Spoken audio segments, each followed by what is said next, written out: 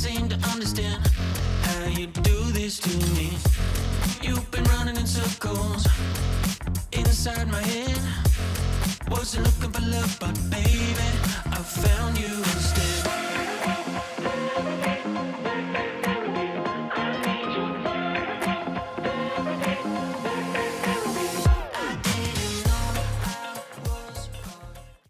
Hello everyone and welcome back to UK Valorant. This is the UK University Championship in partnership with the Newell. I'm Raptros, I'm joined by Moxie for this next game. We did have, of course, that previous game with What University versus University of Warwick, the battle of the two teams that have wolves in their name.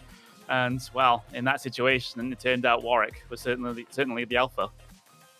How long were you waiting to use that pun? I was looking to use it throughout that entire game. I just didn't. I knew you would try to fit it in at some point, and I was trying to beat you to the punch. But I will take my loss on that one, and hopefully we're going to be seeing just a little bit of a closer game this series around, because it was, wow, quite a domination from the other wolves, wasn't it? That score of 13-4, and you know the saying, more Valorant is better Valorant. Yeah, absolutely. So we'll be heading into our next game. Once we get the players inside of the lobby, it will be the University of East Anglia versus Brunel University. So that one could be a potentially spicy predicament, given UEA, they tend to do well in these sorts of Valorant competitions. They had a very, very good run coming through that previous tournament that we hosted. So it looks like that they're going to be one of the top contenders once again. And if they can get themselves, again, off to a good start in this Swiss bracket, then they'll be plain sailing into the playoffs. Or at least I should hope, but we have had upsets before. I'm just hoping that we get to see a different map, because, you know, it's very strange when people pick Split. It's even stranger when people don't pick Bind. And I know our production crew are going to be losing their heads if they see Bind popping up on their screens. But one map that we really don't get to see that often, and I don't know why, is Ascent. It's a lovely place, you know. It's even got a little bit of a cafe off the side with stuffed squirrels. Completely ignore the fact that one of them's holding a grenade. Lovely spot to go to. I'm sure it's a lovely place, but whether or not it's a lovely map is still yet to be decided, at least for me. But of course, the reviews from other players might vary, of course, on this one. But we'll have to see, because we actually haven't got the map pick coming through just yet. So we'll get to see what they, in fact, ban down to, as that is the system here in this particular competition. And I'm hoping that we get a little bit of variety in there. It would be a bit of a shame to have two maps to split in a row. Maybe we'll get a bit of, I would kind of like to see Haven at this stage. It can be a pretty fun map at times. And fun of the snipe-offs. Yeah, of course, Yeah. of course. I mean, And of course, there was that glitch that was discovered recently. But well, to be fair, we are, if anyone tries that in these games, then they will have a big talking to by the admins. So we will just have to see. We actually just got news through. It is Bind. So that discussion is completely and utterly irrelevant. We'll be heading on to the map with the teleporters. So Bind, Moxie, how's it been treating you so far? Okay, I like Bind. And I like Bind because of one reason. I've worked out how to attack it, and that's you push out. It's so simple, because if you go for that B hooker approach, right, as soon as you go into window, the defense is just such a beautiful sightline, and it's so crystal clear. As soon as you've got someone just standing in B hole, if anyone tries to trespass in through that window, they just get headshotted every single time. And if you try and push A short, they're just waiting. They're either waiting right on the point or right around that corner, and they sort of just ambush you in a sort of pincer movement. But if you push showers, then you get such a wonderful pressure onto the point. You can sometimes get a really sneaky pick onto a defender's actual back, and that sets you up really nicely to move onto the point and sort of just immediately swipe it out of the defender's hands. But that's the thing that you have to do on Bind if you're attacking. constant pressure on all of these angles. You can't just push one of these points, otherwise it's going to be extremely hard because you're just going to get focused down. Because if you go A short, if you go showers, if you go B window, even if you go gardens, all of these are very small enclosed spaces, and 5 people trying to tumble their way out of one hallway is just never going to end well.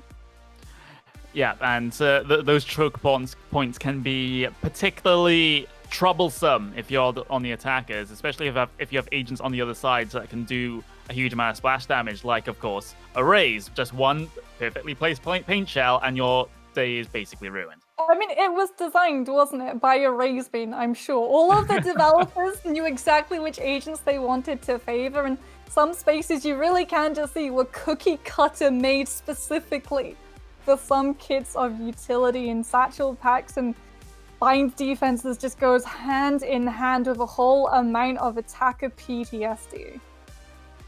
Yeah, it's sometimes a very, very difficult map to try and get things going on the attacking side. If you take more of a one-dimensional approach, just all 5 players just try and rush through one choke point, it's never usually going to end well. And we have to kind of reiterate here, though, just changing tact a little bit, that University East Anglia, they not only had a good run through the last tournament, they won the whole thing outright. So they are the team to beat here in this tournament. They have the target on their backs. Do you think that pressure is going to change anything for them, or are they just going to take it as it comes? I mean, you sort of use it as a morale boost, don't you? Because when teams find out that they're going to be up against the team that won the entire thing last time, that is a gauntlet thrown at your feet if ever there was one. And so really, it's the other side who are going to feel pressured. Because now, if you're Zenyar, if you're Brunel, you know that these guys, they can hit their shots. They've obviously got a good read on the maps on how to position, and they've obviously got a very good composition, a very good team cohesion going through as well. So if you're Zenyar, there is this constant pressure that you know if you go for these 1 versus 1s, RootKit, these guys, they can win them out. They've won them out in the past. Yep, they really, really have. So we are waiting for one more player to actually get into the server here.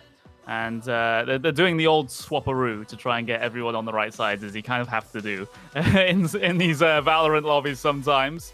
But this should be a particularly interesting match, considering, of course, UEA coming into this one. Of course, with the record that these guys have right now, it's 2 wins to 1 is this particular bracket. So, but both these teams have already dropped one match, as is the same situation as we had in the previous game that we had featured here on stream. So it's not been the perfect start for either team, but getting this one in the bag will be just a bit of a cherry on top, shall we say, at least for Brunel, if they're able to get one over the previous champions. I mean, if you're Brunel, though, there is one thing that you can take comfort from, and that is that your opponent won the entire thing on a different patch. And it could be that EUA are not very well versed in the agents who are currently at the top of the pack when it comes to meta and abilities that have been buffed. And if you are Brunel, if you have a Viper player who is very strong, Bind, you can control all of point B effectively with just one agent, because you just put Toxic Screen down right below that window. And anyone who tries to move through Hooker, they're going to be taking so much damage before they even get to see the point. And it goes for so long. That's why you have that trade-off. That's why it's permanent. But if you're a defending side, if you're a Viper, you don't have to be able to pick it up and move it along, because you're going to be finding value with it as it is for entire rounds on end. Yeah, it's really going to be a big influence in terms of how this game is going to turn out. Still waiting for that one player to get into the lobby.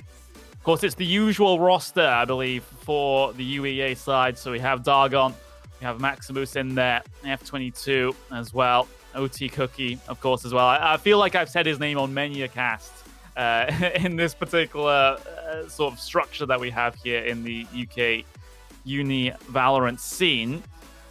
So those guys, you know, they have the chemistry in that team already as well, because I know many of these guys played Counter-Strike together as a team for UEA. So that they have that chemistry coming into Valorant. That's a solved problem for them. And that's what a lot of teams wish they had.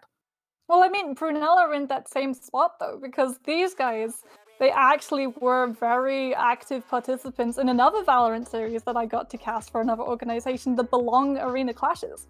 Pretty much every single week, Brunel were coming in and they were getting extremely far in these tournaments. So Nick, Zenyar, Mzu, Hazi, and Gorilla all have that team cohesion to their names as well. So it is purely going to be who is able to find the most value with the agents, with the compositions they put onto the table, because Bind is a very strange map in that you can get away with a lot of things if you're on the attacking side, but if you're on the defending side, there are some must picks that you have to have in, because you've still got those 2 points, you still have to have that constant pressure. You want the Cypher or the Sova, something that gives you a little bit of information on which angle the attackers really commit onto, because you can then be there to punish it. And one agent that we haven't got to see in the last series that can be extremely strong on Bind with all of these places that you can be hiding around those corners is Reyna. Because once Reyna manages to get a pick, she can very quickly snowball that into another and another based on the self-sustain that her abilities allow her, with that Devour, with that Dismiss, the ability to heal yourself from your kills, or to become intangible to set up another. Here we go then. We're going to head on to Bind for this best of one between Brunel University and the University of East Anglia.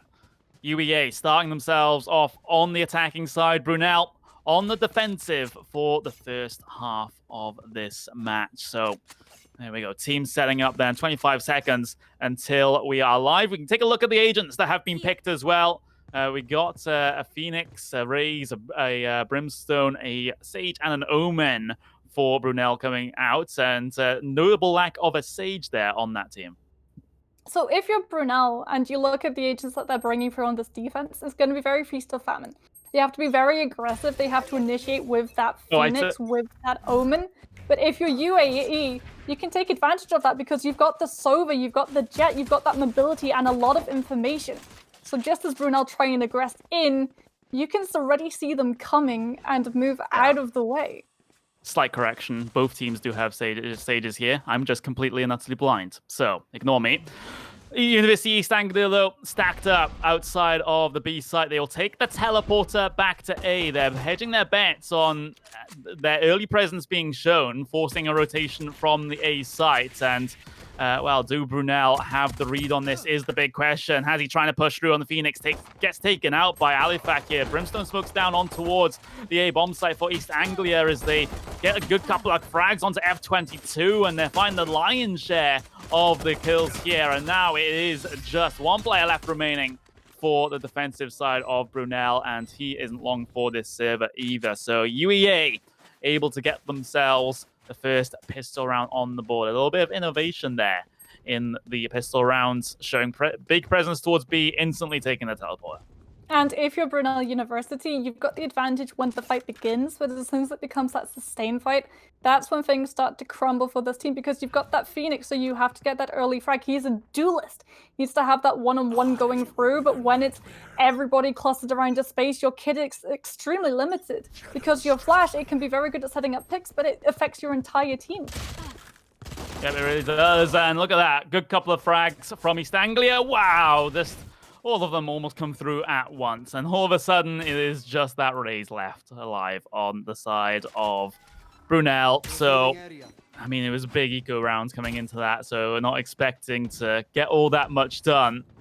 But yeah, it's a big stomp in this round for University East Anglia. They'll be able to get that plant on the B site, and is Mzu, as I will cringe internally every time I say that name now, as he gets walled off inside the teleporter. Of course, the hopeful paint shells through, won't be able to do anything, but M's trying to at least try and find a kill here would be beneficial, but just look at the entire team basically surrounding him at this point.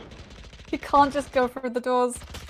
Everyone on the side of you, he knows he's there, but they've even sent the Cypher through the teleporter. But that's allowed Mzu with the chance to get a pick, and now you've picked up a Bulldog. That's a weapon.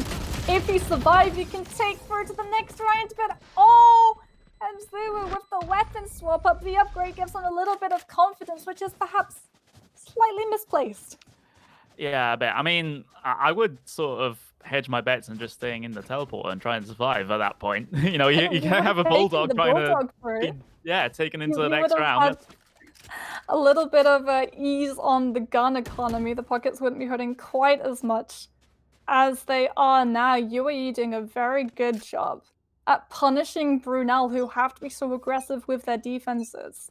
Having the amount of duelists that these guys have on their team, you can't really just afford to stay on either of these points and keep UAE off your backs with things like smokes or incendiaries. And UAE showing a real good understanding of being able to hamstring Brunel for the composition that they're trying to run on defense.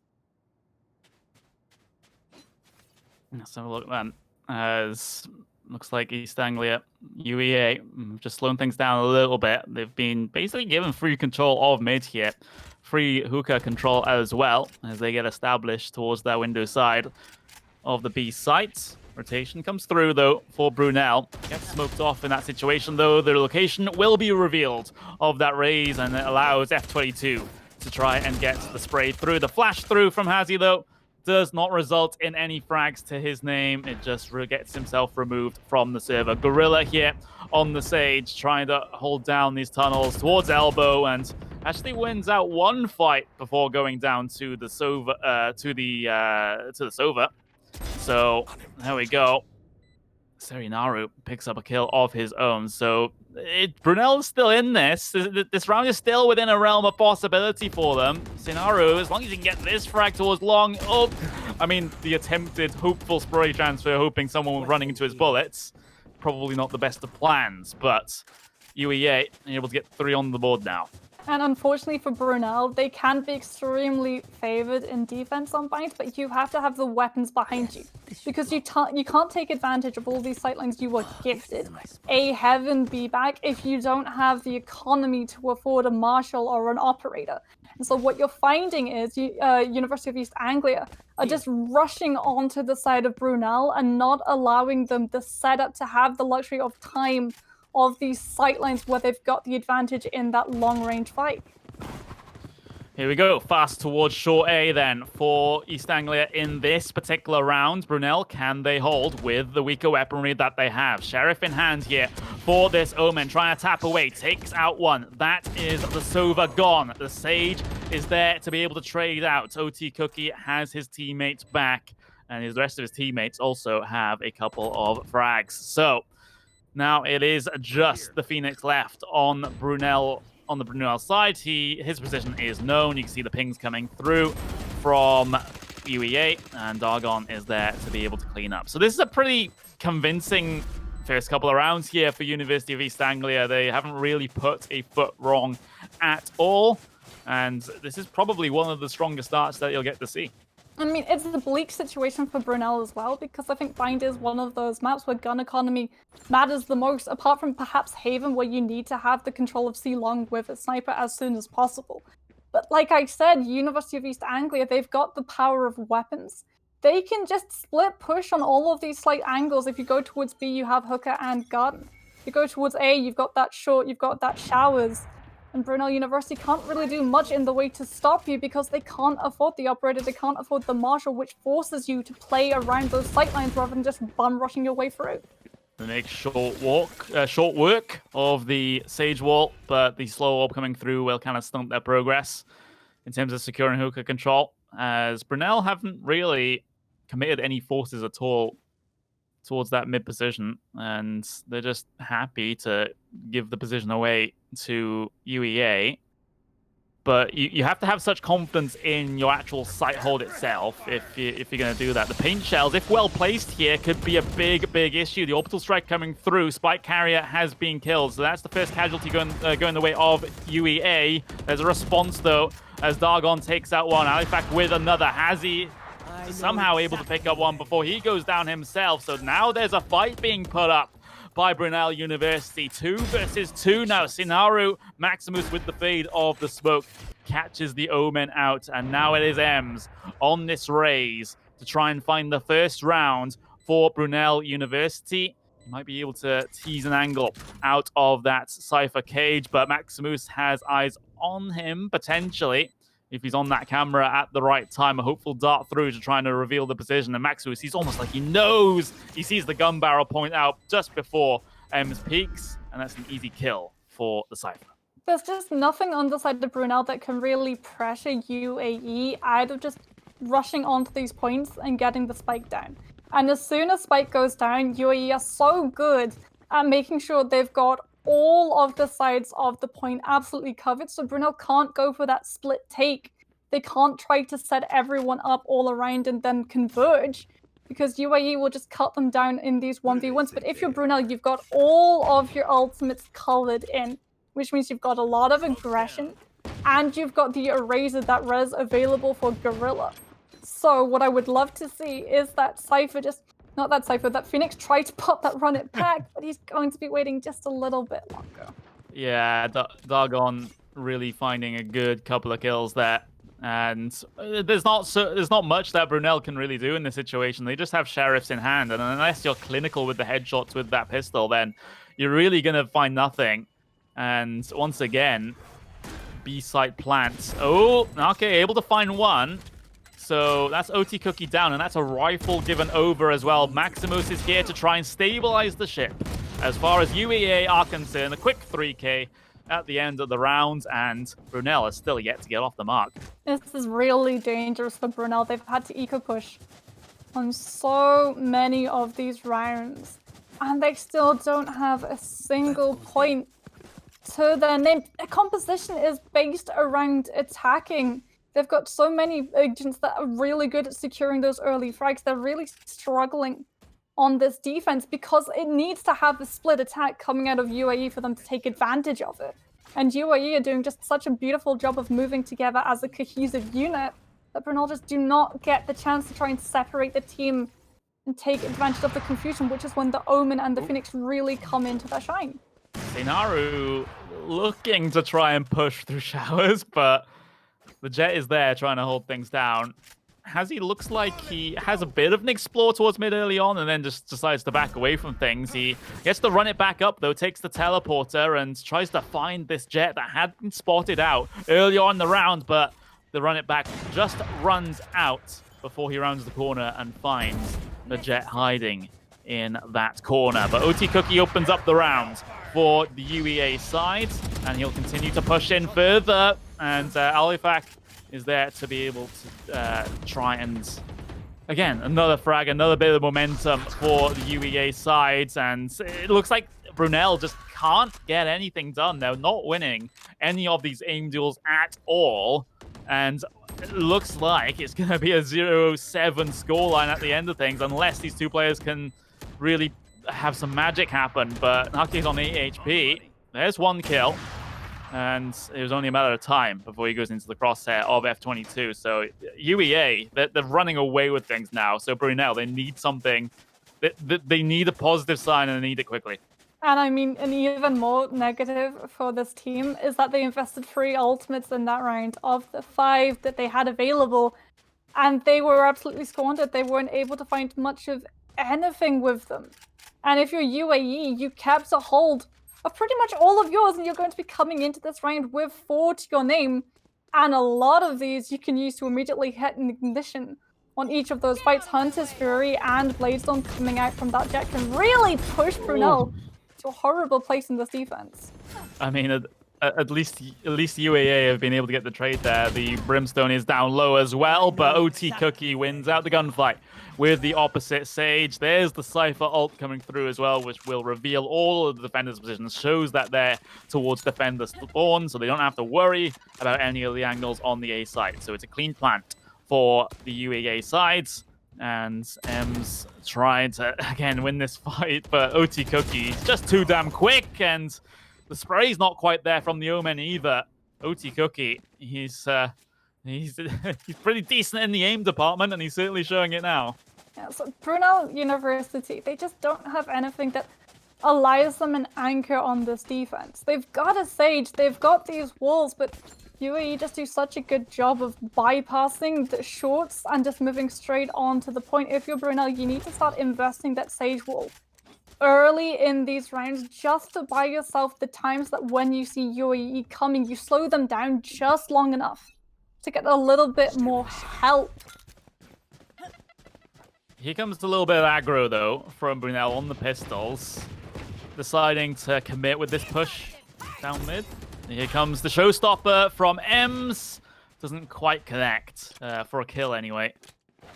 But yeah, it's the Brunel trying to pull out all the stops at this stage, trying to find something that might end up working. But again, that didn't really result in anything, did that push coming down through mid? And it was only information, I guess, that they were able to gather. But it looks like it's going to be the A offensive for UEA. The Brimstone Smoke's already down in this situation. They will completely abuse the other one that was put down right at their feet as they'll continue towards the site. F22 with the operator, able to find Nake. There's the trades, though, finally coming through from Brunel. They keep things at even numbers, but Alifak will make sure the advantage goes with the UEA side. And now it is Ems. This is 3 to try and get Brunel's first round in this entire match. Spike has only just been planted, so still time left on the play clock to be able to get things done here, but his position was already known. He was getting spammed down, and it was a very low likelihood that he'll be able to win that round. There's the silver lining for Brunel, though, and that's they're able to separate F22 from the operator that has just been doing such a good job of buying space. If you look at weapons, the one thing that everyone is terrified of in this game, no matter what your rank, is the operator. The ability to get one shot killed from pretty much the entire different side of the map. And so if you're Brunel, now you don't have to play all the way behind those line of sights and be very careful about obscuring. UAE, F22, they've got so many rounds already on their side, they can afford another operator straight off the bat. They had the orbital strike there. F22 just getting, casual bit of tag damage as he tries to fly through that as the jet. But again, another post-plant situation, another little luck for Brunel. But if history is anything to go by, then it looks like this will be another one for the UEA side. Brunel, though, 4 players against East Anglia's 5. And Zenyar starts them off. So this might be the sign, maybe the rounds that they need. Still a lot of work to do in this one. Trying to get themselves in. They've gotten somewhat of a foothold towards the site. They got these flanks coming through from the attacker spawn as well. F22 with a quick scope takes out Ems. There's the trade from Zenyar. Now it's a 2 versus 2 situation in this round. 9 rounds to the advantage, UEA. Brunel looks like they've given up the ghost. There's not enough time to be able to get things going, and they are still on a big fat 0. But Brunel did manage to keep an operator in play, and we saw Gorilla holding onto the operator. I did not like the Sage's position to use it, though. An operator needs to be behind in the back of A, especially on Heaven. You don't want to be close in showers, because if you're holding in showers with an operator, there is a real risk that UAE are just going to immediately blitz their way straight onto you. And an operator can set up that one shot, but it takes time. It takes even longer to get the reload going through, so you're at a real risk of being overwhelmed if you hold way too close. The F22, he's just going to run at people now. That's his approach to this game. Just run at people, hold W, and Hazy has no idea what's going on. He doesn't know that there's been an intrusion towards the B site. Look at this angle as well, through towards spawn from F22. He's just going ham, keeping them inside of their own spawn. Brunel are being absolutely wrecked here on Bind, and they even put the wall down to secure their escape. Yeah, well, they don't want to lose any more in the way of economy than they already have. UAE already 10 points ahead of this team. F22 is going to actually jump the wall and look for picks, but that sets up Mzu's revenge with the operator. And well, that's something that you can take through, and so too goes the Sage ahead. It's sort of consolation prize for Brunel. Is they're just waiting out the last couple moments of this round. They will be taking this operator through, and they do have 2 ultimates. For UEA, it's there's no risk for them going for that, really, because their economy is in, just an incredible spot. They've got players, starting to max out, so You might as well go chasing and try and deny those saved weapons from the Brunel side, just to make this game a little bit more convincing, I suppose. They want the 13-0, that's to be certain, and we might end up getting it. That's the thing right now. It's would it be the first one that we get on stream? I think it might be. I'm not sure. I think it might be UEA trying to go for that. I'm 13 jinxing it right now. And as Dagon holding on A shot with that operator, meaning that Brunel can't just try and spam damage down there. There is a smoke and Nate's going to drop the stim pack, but that's just nothing to shoot at the moment. UEA just disengaging and waiting that one out. Yep, they are. I mean, they have shown they can just hold W through anything and win the aim duels. So they're just giving Brunel a little bit more respect here as far as things go.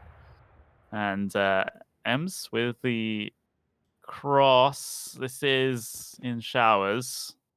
But again, East Anglia, they're not going to be heading that way. They might explore towards short here. In fact, they're trying to find the entries. There's Dargon with one. His teammate has gone down of F22, though. OT Cookie chiming in with one of his own. And now, finally, maybe the kills come through from Brunel. Now they have a man advantage. So can they get at least one round in this game? Maximus looking for the fake plant. Gorilla trying to swing the angle. Maximus bests him in that duel. So now it is still numbers in the favor of Brunel, but Spike Plant has come through. Alifak is towards long. Maximus finds another and another as well. Wow, that was a nutty shot there through the smoke, and he's looking to try and find more. Gets the Cypher Cage down to give him a little bit of cover to work with as well. He does have a friend towards the long side of things. He can basically hold the crossfire over this entire site right now. Alifak here is now his position will be known towards the long side of the Spike, still ticking down, and Alifak will be able to clean up. UEA, a very clean half, perfect half, and now they try and go for the 13. Well, Brunel, this is what they wanted, though. Well, perhaps not the scoreboard, but the side swap coming through, because this is a very aggressive composition. The Phoenix, the Raze, the Omen, these are not really your traditional defenders. They're very bad at holding spaces. They're much better at trespassing into the other teams and yanking it from below, but they're going to have to do it 12 rounds in a row if they even want to be able to equalize this score. UEA, they only need one more point before they take this series. Yeah. Brunel, they're trying to make sure they don't get the embarrassment of a 13-0 scoreline. They're on the attacking side, and they have a good start. OT Cookie has gone down early. So that's a positive sign for Brunel. F22 has already taken the teleporter. He's waiting for a timing on this flank. Brunel have been able to secure the B site. Alifak is here, tapping away with the Ghost, and, well, there's the trade coming through from Nake. So now 4 versus 3 situation. Brunel, with those 4 players still left alive in this post-plan situation, Gorilla brings it down now to a 4 versus 2 situation. Maximus, though, he had a couple of nutty shots at the end of the previous half, and it won't be the 13-0. Not this time for UEA, as Brunel are able to pull at least one back. But they're going to have to do that so many more times. They can't afford to give up a single point. Starting off strong, though, now you're going to have a little bit more when it comes to that weaponry. So you can just try to blitz your way onto point and overwhelm UEA. But you're going to have to do that 11 times in a row. And Valorant is just not a forgiving game. There are going to come times where you're in those 1 versus 1s, and you can't afford to drop a single one. Yeah, big pressure. I mean, the pressure will get worse the closer they get to a comeback, which would be one of the most crazy comebacks. But look at this. I think UEA are taking this less seriously than they perhaps should. I mean, I'm just waiting for Brunel to discover that point B is completely empty at the moment, as Maximus is just wrapping around with a shotgun, hoping to get a shot into someone's back. And if you're Brunel University, that's going to be the ultimate insult if you go down to a pick like that. Yeah, 10 players still left on the server, 5 versus 5, and I think Are they going to go for the crab strat? This is like CS crossover right here. Yeah, they are. Yes, you love to see it. You absolutely love to see it. They're crabbing their way through. They're gonna have to crab through a slow orb as well, which is, the slowest way to do things. Alifak is the head of the turtle as they get themselves through, and now they start to pick up the pace. And F22 from above the sides gets cut down, and well, Brunel are actually dealing with it rather well. Dargon on the defuse, and well, there's certainly not enough time to be able to get that done. Brunel, I mean, a second round's a second round, right? A strange play if ever I saw one. But Brunel, yeah, you're going to be taking that 2 points on the board, and now it's just going to be about 10 points that they need to do this. Slowly but surely, they're inching their way back from the precipice, but UEA, I feel, are going to be taking this round a little bit more seriously, given that they've not completely abandoned either of these points, and they will be looking to punish Brunel if they go for that attempt. I mean, East Anglia going for the memes on the server. I'm going for the memes with the casting, with You Love to See It. But Dargon, looks like East Anglia are just going to try and close this one out now. I think they're done with the memes. But Spike has been planted for Brunel, and they have the man advantage here in this instance. So UEA, they have to be careful not to give away too many rounds here. Otherwise, they might even be scared about the comeback. But I'm not going to say that word once again. Perhaps until Brunel are able to pick up a couple more rounds, but they get a third.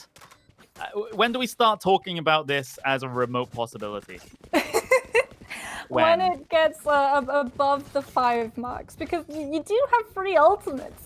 You know, the Showstopper, Orbital Strike, and Resurrection. So if you're Brunel, there is a real chance that you get this next round going in your favor, because UEA, they've been perhaps not taking it quite as seriously as the other side, which means that their ultimates are looking, well, slightly destitute, as well as their guns going to be going with sheriffs as they just wait around Asia.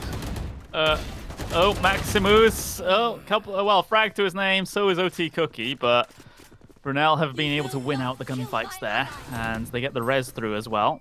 And the heal, good utility usage from that Sage. 2 players left alive for UEA coming into this one, and, well, soon that spike plant will go down on the A site. Here comes the Hunter's Fury from Halifax, though. Is he able to connect? He does connect. Not just with the kill, but on a little bit of damage as well, done onto other players. So this starts to get a little bit more sketchy now for Brunel. Finally, they're able to get that spike plant in, but OT Cookie snuck himself up through short here. He's just going to wait out that Sage Wall and then make his presence known. Here comes Alifak as well. He's heading his way through multiple site. He can just pulls out the bow and arrow at just the wrong time. OT Cookie though, 2 frags, and now it is Sage versus Sage on this match point for UEA, and OT Cookie just looks away at the wrong time. A couple of instances of the timing shenanigans there in that round, and Brunel, I mean, they're chugging along. They're chugging. And they've still got this Orbital Strike and Showstopper. So if you're UEA, now if that spike goes down, you've got a little bit of punishment if you go for the defuse, right? You can just drop Orbital Strike on this team's head, and that should guarantee you a pick or at least a whole chunk of damage.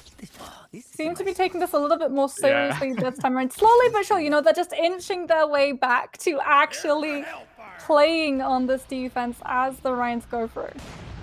Here we go then. Brunel, another...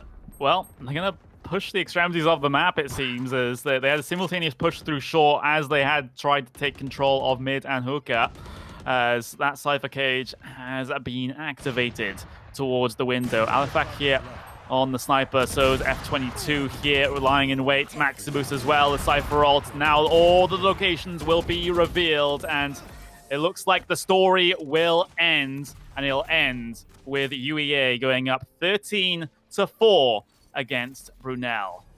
Yeah, showing us why this is a team that should be feared. Playing with their food, just a little on those closing rounds, but a dominant showing nonetheless. Brunel, unfortunately, if they'd started on the attacking side with that composition, I feel it would have been a much closer matchup. But when you get dealt the defense and you've got picks that really require those frags to go in your favor to find value, it becomes extremely hard to claw your way back after you're faced with that many points lost on your round. Yeah, and of course that was basically UEA showing why and how they were champions in the previous tournament. Maybe not exactly how, because I doubt that sort of memery will be going on in the grand final. But I mean, never say never in that sort of situation. But I was hoping that was going to be a closer game. But I mean, we can root for underdogs all we want. But UEA, they showed up and they showed up big.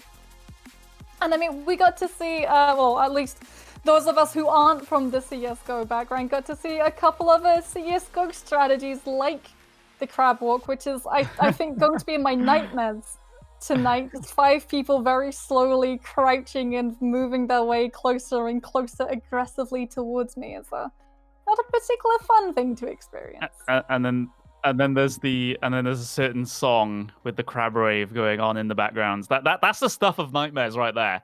And I'm certainly sure Brunel will have that ringing in their heads as that happened. But we got the replays of the highlight moments of the match, and looks like, it was a pretty simple affair as far as UEA were concerned. Of course, they were joking around a little bit towards the end of that game as soon as they weren't able to get the 13-0, allowing Brunel a couple of consolation rounds as far as I'm concerned.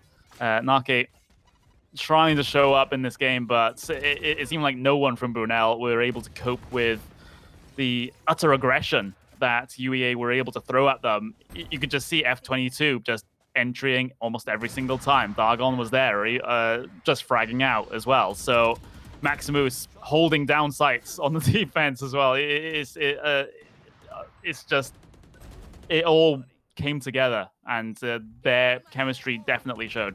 Well, I mean, Brunel just didn't really get to recover. They lost so many rounds in such a quick succession that even when they managed to part UEA with weapons like the Operator, they were just so wealthy that they could immediately buy them back. We saw F22 give up the Operator one round and come into the next one with another Operator under his belt. So Brunel, because they just weren't able to get those points racked up, they couldn't afford the guns, the firepower, the arsenal to really properly challenge those attackers. And when you're trying to hold down space on bind, you need to have the firepower behind your name to provide the threat that stops them from just moving towards you, especially if you don't have things in your composition that slows the opponent down. Other than that Sage with the wall and the slow orb, Brunel weren't really running anything that could buy them that space, that breathing room to properly set up a defense when we saw UEA walk towards them.